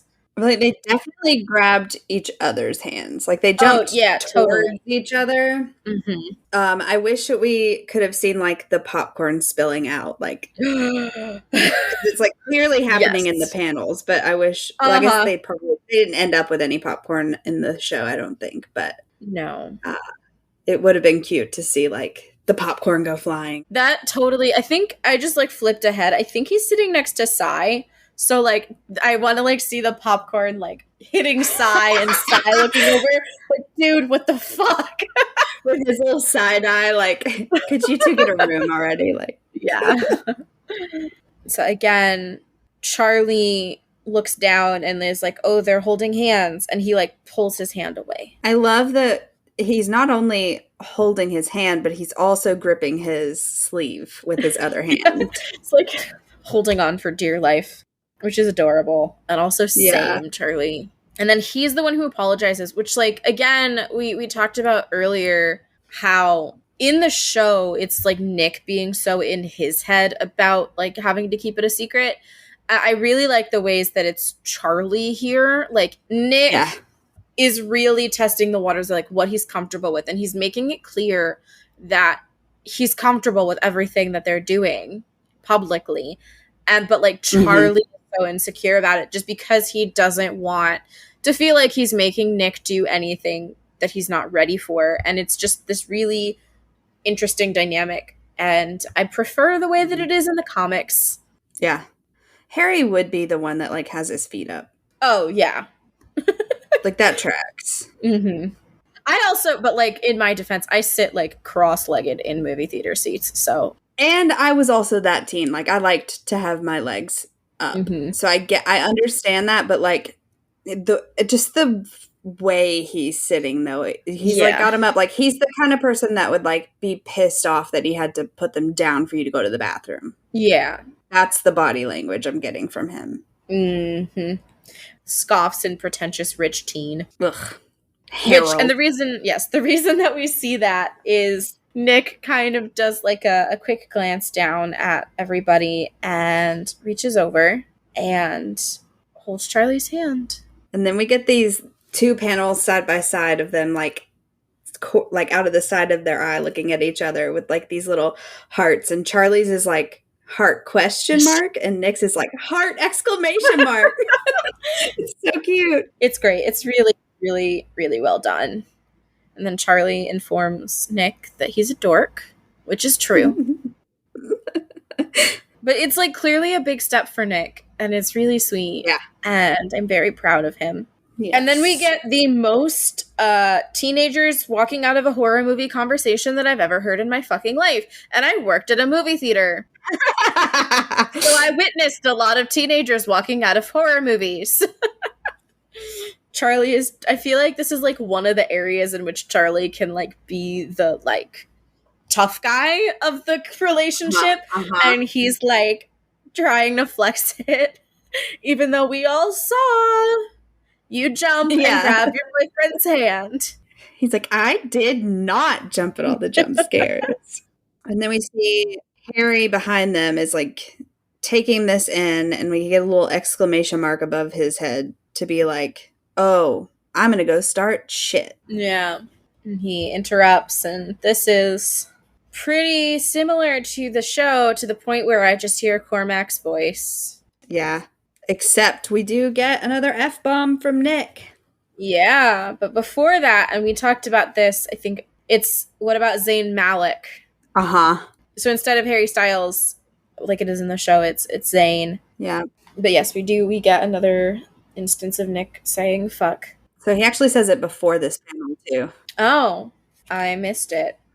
He tells him to fuck off. Oh, fuck off, right, yeah. I missed that. He's full of F-bombs in this one. He is pissed. Yeah. Then Harry crosses the line. What about Nick? And I love, like, when the characters get, like, overly upset in any manner. It can be anxiety, sadness, anger in this case. The panels zoom in. Yeah, and, like, the darker background with the black dots all over it. Yeah. Is always an indication that they're, like, at a breaking point. But Charlie plays this off so well. Like, he's got a lot more confidence here. Like, he's more confident and less anxious, and just, like, not really my type. And he, like, shrugs it off. With, like, a smirk, too. Yeah, it's great. I love the shared ellipsis speech bubble between Nick and Harry. Both like, what? What the fuck? Nick is, like, surprised, and Harry just looks pissed at this information. Yeah. Like, he really thought that he was gonna, like, bust him. And I'm glad they didn't include the rest of this in the show, because it's a bit much for me. Yep, that was the same note. That my note here is, ew, gross, no. So glad this isn't in the show. I do like Nick just, like, grabbing him and, like, tossing him to the side so easily. Yes. But I will let that go to not have this dialogue in the show. Yes, because it is literally nauseating. Yeah. So Nick follows him out, and we see that Charlie's dad has texted and said he's here. All of that confidence has drained. Like, that really drained from him, and now he's like, no, I need to, like, I gotta get out of here. And Nick is very upset. Yes, and he's apologizing. He calls Harry an absolute twat, which we also haven't gotten in the show, and I feel like we should also let Nick Nelson say twat. He says, the others were being really unfriendly to you, although I don't really know if that's necessarily the case. We've talked about this, but like Sai and Christian, at the very least, at the beginning, before the movie, were like trying to be friendly and welcoming. But I do get the point where, you know, they don't say anything, they don't do anything when Harry starts to be a dick after the movie. And we also have, like, all the other boys we saw that were, like, indifferent, that, like, were not making any efforts to talk to Charlie or acknowledge that he was there and part of the group. So I feel like he's focusing more on, like, the group as a whole, whereas, like, Christian and Sai, Otis never came over either. Yeah. So Christian and Sai are the only two exceptions in that. So I feel like it makes sense he would just say the others. Yeah. As like a generalization of the group. And Charlie says, it's fine, I'm used to it. And Nick is not having any of that. Then I cry, because he says, hey, no, it's not fine. You're always covering for me, because you're the kindest, most thoughtful and sweet and amazing person in the whole world. And I cry. I love that they, even though we didn't get this part of this scene, I love that they included that in the sports day stuff. Because, like, Yes. top notch Nick Nelson quote. Mm-hmm. And he says, but I And don't then- want you to have to do that anymore. Which, like, short circuits Charlie's brain. Yeah. And then Julio rolls up and he, like, slams the horn. Which I get. He's like, Yeah. it's late. I want to go to bed. Get in the fucking car. Yep. Nick says he'll message Charlie later. His face. Oh, Nick. Nick's face when he turns around to go back inside. That is an excellent panel. I'm flagging that. That's a potential favorite panel for me. It's very good. Very, very good. He's ready to fight. Yep. That's his resolve face. Nothing's going to stop him from going in there and putting Harry in his place. Mm-hmm. So he goes back and he confronts Harry in front of everybody. This is pretty similar to the show, too. Yeah, but it seems like some of the other, like, it doesn't seem like it's just Harry saying that, though. It's not. It looks like it's, like, the other guys are the ones saying it. Mm-hmm. Notably not Cy, Christian, or Otis. Right. They're off to the side just kind of watching this. And so then Nick calls it like he sees it and says, so this is a problem with him being gay. Oh, Harry. And then Harry, come on, Nick, none of us are homophobic here. And my note says the homophobe. Yeah. Do you know what that word means? I don't think he knows what it means. Harry would totally be the kind of person to be like, well, actually, phobic means afraid, and I'm not afraid of gay people. I just don't like them. Yeah. That would entirely be Harry Green. 100%. Yeah. And then we get another fuck from Nick Nelson, who says Harry can shut the fuck up. I feel like we need a Nick Nelson fuck watch where at the end we vote on what was his best use of fuck in the entire series, though, like from beginning to end. I just broke a little bit inside because I love that. And I was like, what would my vote be thus far? But I think it might still be Happy Fucking Birthday. And then, Harry plays this off just like a typical fuckboy. Yep. He's just like, wow, someone needs to learn to take a joke. His eyebrows are working overtime, too. Yeah. They're going every which direction. Excellent job just making Harry look like an absolute idiot. Yeah. And Nick is getting more and more angry. And then Harry says he's probably used to it by now, which sends Nick over the edge because that's what Charlie had just said. And then Harry shoves Nick, which is like very clearly trying to provoke a fight. Bold move, little man. Look how tiny he is compared to Nick. Like, what the fuck? Yeah. Like, Nick could snap you in half, Harry. Break you. And this is exactly the dialogue from the show. Mm-hmm. I love that the panels just shatter. Mm-hmm. And it's just like Nick just being like furious and just punches him right in the eye. Which, let's be honest, their size difference and their weight difference, this would have been a KO. Harry would have for sure been knocked out. Oh, yeah. Well, to be honest, Nick probably held back. I don't know, because it with the way that it shattered and like he lost all control because you see him freeze when he realized what he's done. I just feel like it was a full force, and I'm surprised that Harry is still standing in order to hit him back. That's just all I have to say. I'm surprised that Harry blacks out Nick, because like there's like the black panel, and I'm like, I guess I didn't read it like that. I think it's kind of thought. Yeah, I think it's supposed to just be like and now him it's getting over. hit. Yeah. But, and then we have Nellie at the bottom of the page just being adorable. She's having a great time. She is. Listen, dogs love going for a drive. Absolutely. Especially to pick up one of their favorite humans. Oh, yeah. And Sarah is trying to, get Nick to tell her. And He says how Harry was being really awful. And that he's so angry at himself for not seeing how horrible all of his friends are until now. And Sarah says, Charlie's really a special friend, isn't he? Which I'm pretty sure is the mom equivalent of saying, we know that you're really good mates. Yeah, it is. Especially like the way she looks over at him is like, it's okay. You can say it. Yeah, like he desperately wants to tell her, and like you can see it in his face. And he just like squeezes Nellie. His pupils are different in that shot too. They're like kind of like starry, which makes me think that like he's probably tearing up a little bit. Yeah. Mm-hmm. So he just looks away and he doesn't really say much. He just says that, you know, he just agrees. Mm-hmm. Says, yeah, he is. I love Charlie's stuffed cat. It's great. It just looks like a good size. Like, that's a good cuddle cat. Yeah, yeah. It's 11:46 at night.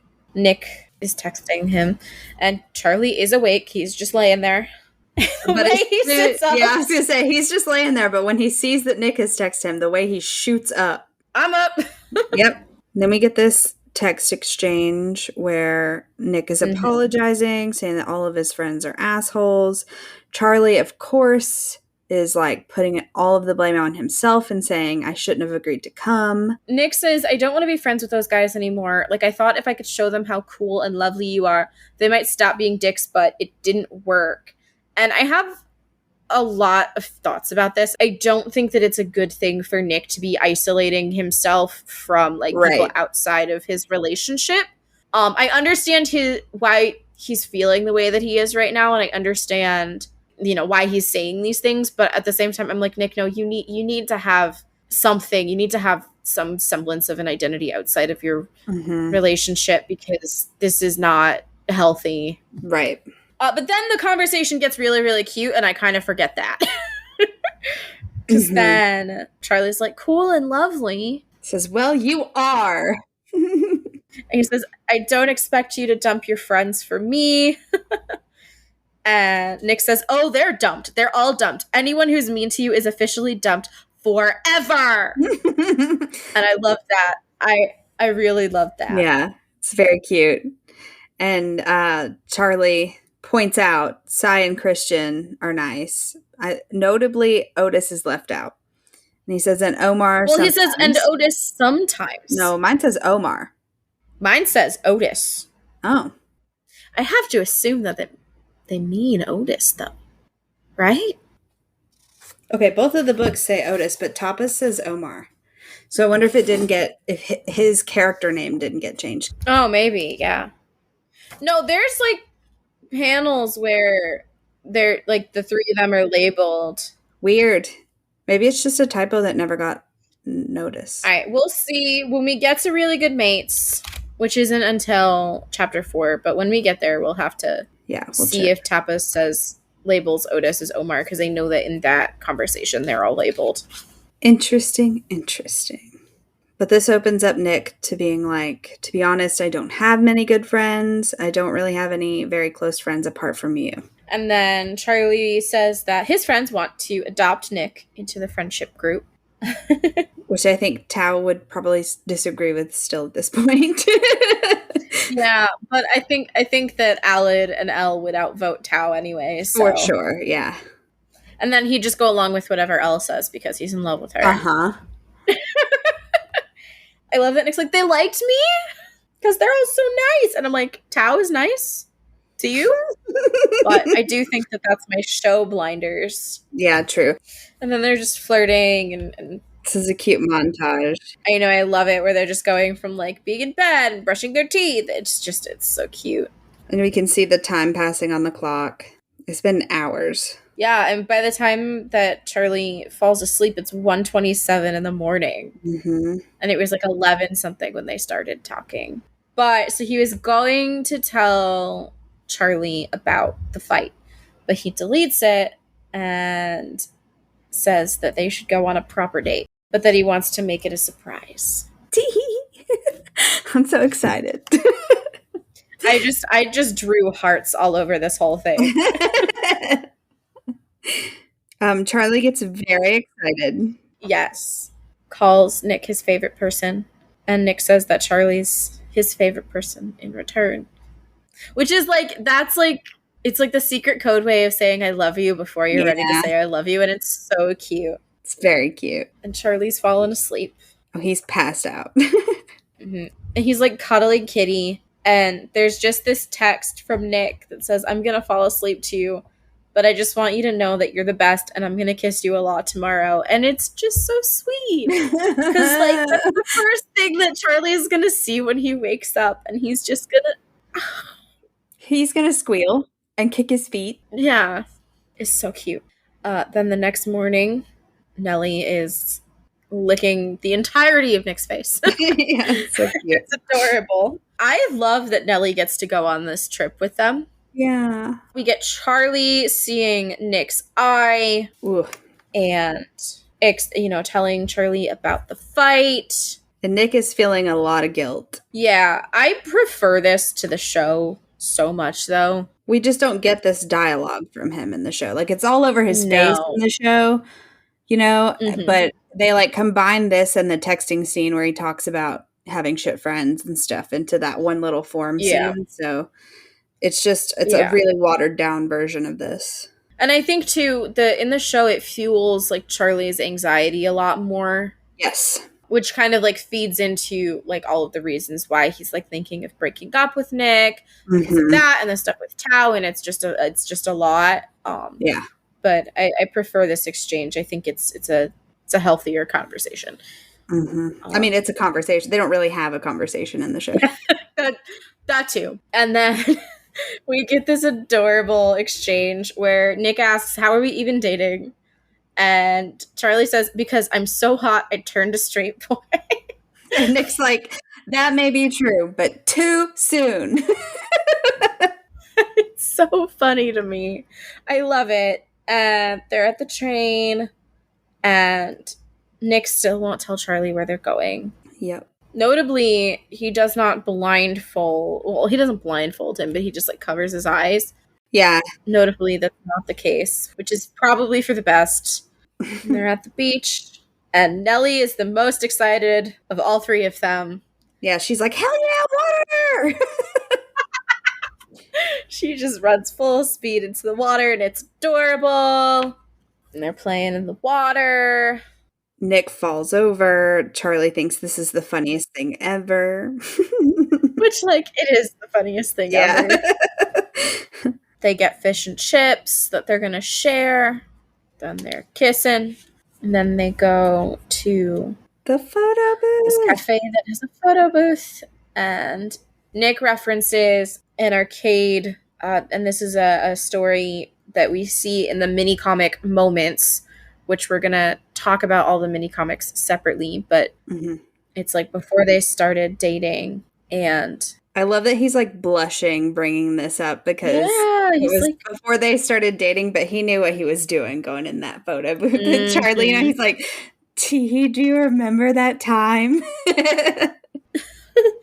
Then Charlie's talking about how Nick made Charlie sit on his lap, and they're kind of arguing about that. But then Charlie just sits himself down on Nick's lap, and the face that Nick makes. Yeah, he's like, ah. And then Charlie says, I wanted to kiss you so bad when that happened. And Nick says, me too. And I'm like, ah. And then they make out. And then they do make out. And yet somehow only one of the pictures that they took is of them kissing. Oh, but that was 15 minutes later.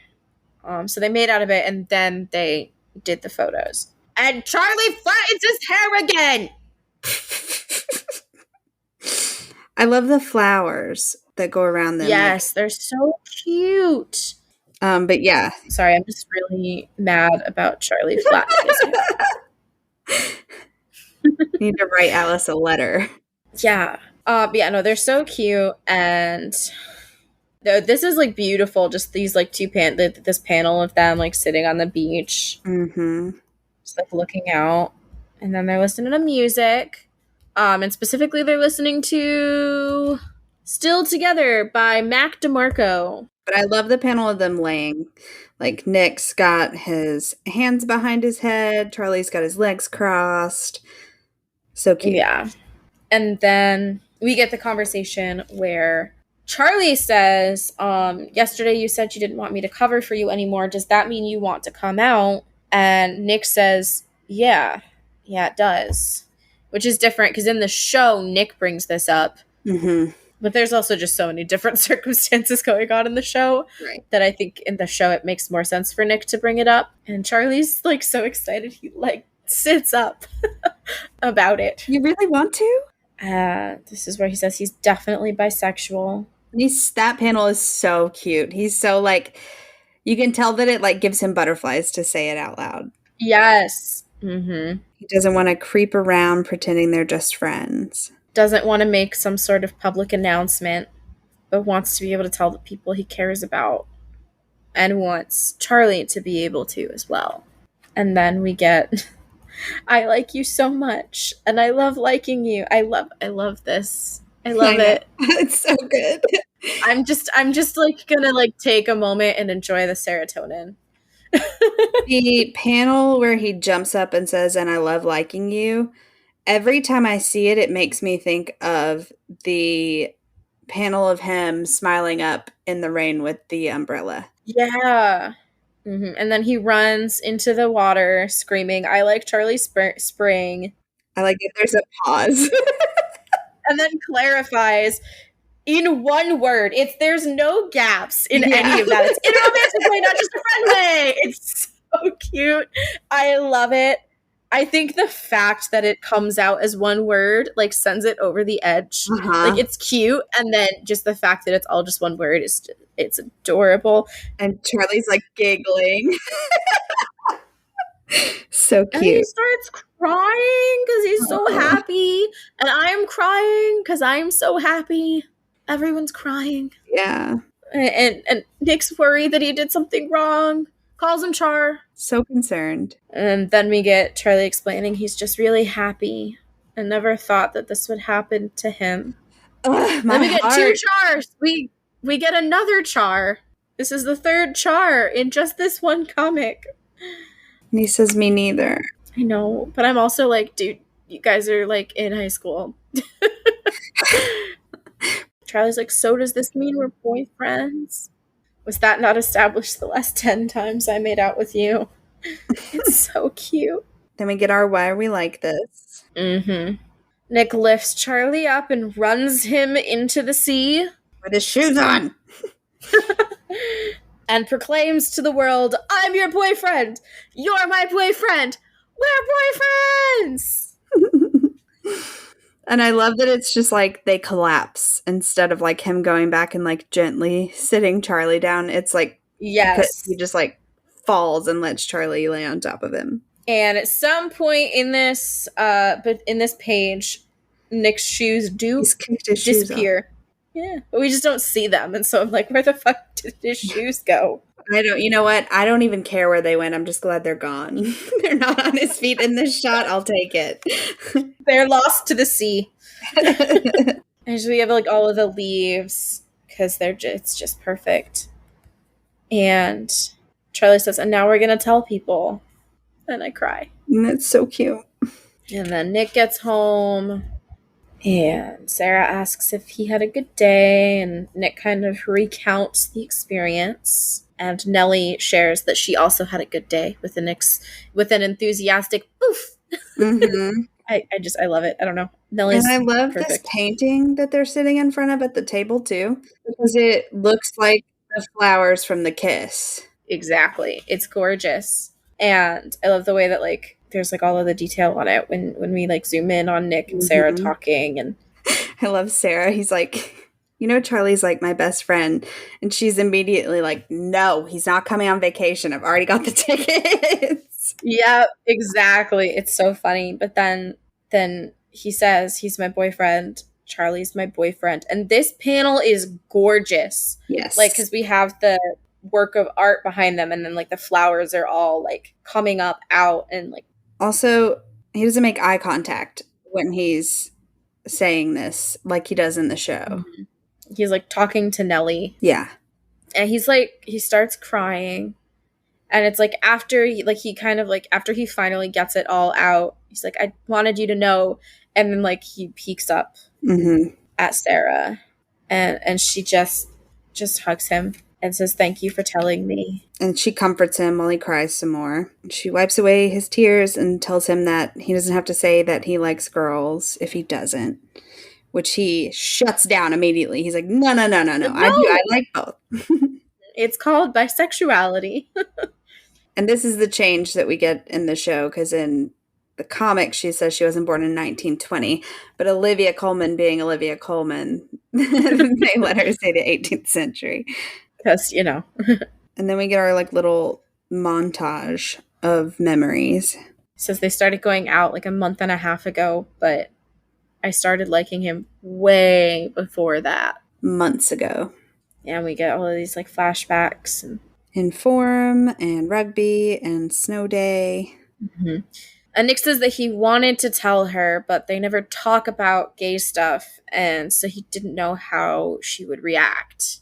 And asks if she's surprised. I had my suspicions, especially after seeing how much you care about him, but I was never sure. And it's like, Nick, you were not subtle.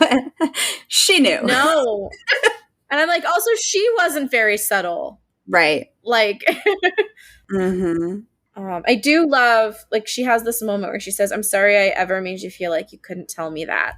And I think it's a good point to bring up, because, you know, it's not that, you know, she ever said anything bad. It's just that they never talked about it. Right. And so he didn't have a sense of how she would react.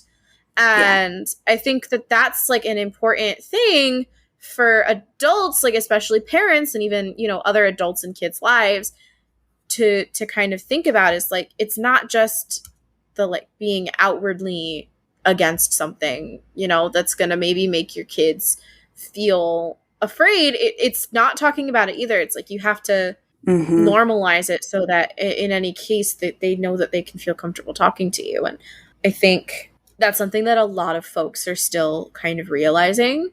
Yeah. And I think that it's really good because, you know, I feel like the Heartstopper comics are for adults just as much as they are for kids. Absolutely. And this is an important thing, because someone could be reading this and be like, "Oh, I never even thought about that." Okay, also, I want to point out, never do we see Nick with his hood up. But we see him with his hood up in this scene. And it's just like another like physical indication of the fact that he's like scared and hiding in on himself and like, you know, insecure about this situation. And I love that she's the one. She says, "I love you. I'm sorry if I ever made you feel like you couldn't tell me that," and pushes his hood down. So she's the one who like breaks this wall down for him. And you know, just like reinforces the fact that it's okay, it's valid, and he is loved, and he doesn't have to hide away. And he's safe. Yeah. Mom of the Year, Sarah Nelson. Dad of the Year, Julio Spring. Jade and Stefan can get fucked. Can go, they can go to hell. I love too that we get this again, this like mood lightening moment, and Charlie still can't come with us to Menorca. But Mom, it's perfect. And then he's like, "David got to break his girlfriend last year." Because, "But Mom, I thought you loved me." I love that she sighs. She's like, "Nicholas." Not happening. And then that's the end of chapter 3. So after the like chapter officially ends, we get these little like bonus pages, and they're like a breakdown of Nick and Charlie's casual clothes versus their smart clothes. And for Charlie's casual clothes, it says, "Charlie is always cold and has therefore developed a love for woolly clothing, particularly woolly sweaters. Charlie likes anything snuggly and oversized," which, same. The only thing that can beat a woolly sweater is one of Nick's hoodies. It also says that skinny jeans are a Charlie Spring wardrobe staple. They work for every occasion, right? I love that there are no holes in the casual skinny jeans, but holes in the smart skinny jeans. Yes. Nick's casual clothes. T-shirts make up most of Nick's wardrobe. He's far too many, but is too attached to them to get rid of any. And let me tell you, having just packed up a bunch of clothes, I feel attacked. I feel you. Yeah. And then it also says Nick likes comfortable and sporty clothes more than anything. He'd wear joggers every day if he could, which also me. I would prefer to not ever have to wear pants. Fair. I run hot. That's fair. That's fair, yeah. And then Nick's very much a fan of patterned socks, especially if they have dogs on them, which we've seen in a few instances in this chapter. And they're smart clothes. I was looking at Charlie first. It says Nick's t-shirt collection is rivaled only by Charlie's plaid collection, which is also relatable for me. Black jeans seem smarter than blue jeans to Charlie, so they're usually part of his smart outfits, despite his mom telling him numerous times they are not smart enough. That was my entire teenagedom. That's very relatable to me. Nick doesn't enjoy dressing up smartly, but has a small collection of patterned shirts for when he needs to look a little less scruffy. And he finds skinny jeans uncomfy, so he usually wears chinos or loose jeans. I love that Nick finds skinny jeans uncomfortable, and so he wears like chinos or looser jeans, but then for his casual clothes, he wears the skinny jeans of sweatpants. Yeah. Yeah, it's true.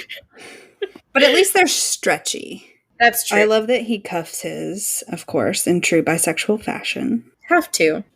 And then we have their journal entries from April 18th. Right, so we started with journal entries from April 17th, and now we have April 18th. I love Nick's has like a little heart next to it. Yeah. Next to the date. So Nick's says, he writes out the full date, Sunday, April 18th. I realized something last night. I really, really, really, really like Charlie. So today I went to his house and we kissed again, multiple times. I kind of meant to talk to him about last night first, but he just started saying sorry over and over again because he thought I rejected him. My own fault for running off like a nervous idiot. Add to that the fact that he looked extremely adorable in his pajamas and socks, and his hair was all fluffy because he'd just woken up, and his dimples, his eyes are so fucking blue. Yeah. Anyway, I love that there's still my panic in his journal entry. Yeah. Anyway, he kept looking at me like he really wanted to kiss me, so I just did it, and he kissed me back. He likes me back! And I should note that it's he kissed me back with 4 exclamation points, and he likes me back with 3 exclamation points. That seems important. I think I gave him a bit of a shock, TBH. Like, he didn't realize I liked him until that moment. Gonna have to kiss him many more times just to get my point across. And then he drew a little smiley face. It's so cute. Oh. Okay, so Charlie does not write out the full date. His just says 18/4. Mine says 4/18. It says so ... Please ignore everything from yesterday's entry, LOL. I don't even know where to start. I thought last night was the end of it. I kissed him and he literally ran away. But then this morning the doorbell rang and I answered it. In my PJs, for God's sake. With bed hair. Both have 4 exclamation marks. And it says, and Nick was there! We went up to my room and I started apologizing for last night, but then he kissed me like a proper serious kiss. God, I thought last night was out of my dreams, but this was like heaven on earth.